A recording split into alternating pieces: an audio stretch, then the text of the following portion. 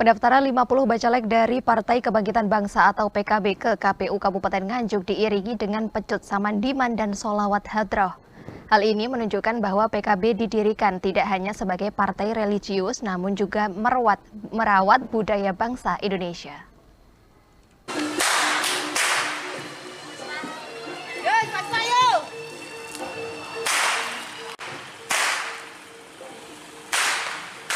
Cetar suara pecut samandiman mengiringi langkah para kader dan simpatisan Partai Kebangkitan Bangsa atau PKB menuju kantor KPU Kabupaten Nganjuk. Sesampainya di jalan depan kantor KPU Kabupaten Nganjuk, mereka disambut oleh para santri yang melantunkan sholawat diiringi tabuhan hadroh. DPC PKB Nganjuk mendatangi kantor KPU mendaftarkan sebanyak 50 nama bacalek untuk DPRD Nganjuk pada pemilu tahun 2024 mendatang. Berkas bacalek diserahkan oleh Ketua DPC PKB Nganjuk Ulum Bastomi kepada Ketua KPU Kabupaten Nganjuk Pujiono.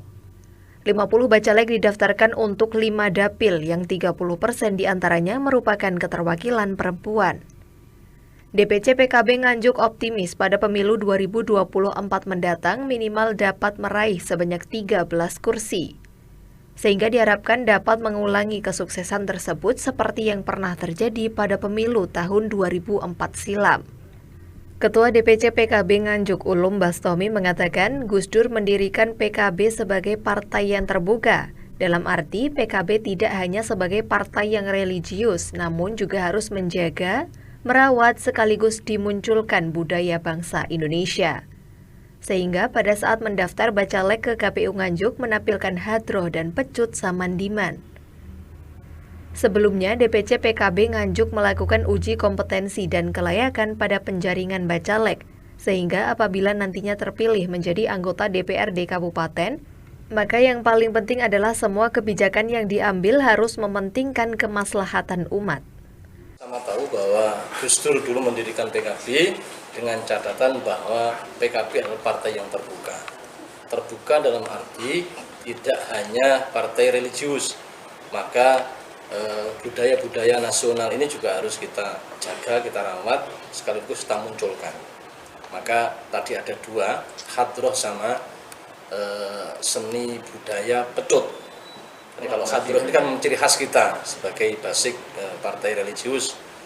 Nah, yang dari sisi nasionalis atau partai terbuka, kita termasuk maka budaya pecut yang ada di Kabupaten Nganjuk. Terkait dengan AG1, partai lain sudah mendeklarasikan memiliki AG1. Kalau PKB sendiri gimana? PKB target adalah minimal bisa memberangkatkan sendiri. Urusan nanti kepala daerah, kita adalah anak dari Nahdlatul Ulama, maka nanti akan kita sowankan dulu hasilnya kepada PCNU, kita menunggu hasil istikharah beliau Barakia. Menurut Ketua KPU Kabupaten Nganjuk Pujiono mengatakan, KPU Kabupaten meneliti daftar bakal calon sesuai dengan dapil masing-masing. Kemudian keterwakilan perempuan minimal 30% serta persetujuan dari pimpinan pusat dari partai politik. Seperti tadi kita ulang-ulang, terutama saya menyampaikan kepada partai politik, sekarang itu yang harus terpenuhi adalah daftar bakal calonnya sesuai dengan alokasi kursi per dapil. Yang kedua adalah keterwakilan perempuan, sedangkan yang ketiga adalah persetujuan dari Dewan Pimpinan Pusat Partai Politik. Dan dari 8 partai itu ada semua. Nanti kalau termasuk sebelum DCT ada yang bacalek masuk bisa atau ganti nama? Nah itu sekarang aturannya sesuai PKPU dikembalikan kepada partai politik. Tentunya kalau ada perubahan-perubahan harus formulir pengajuan bakal calonnya harus diperbaiki. Selanjutnya KPU Kabupaten Nganjuk melakukan verifikasi administrasi mulai tanggal 15 Mei 2023 yang setelah itu hasilnya akan disampaikan kepada partai politik.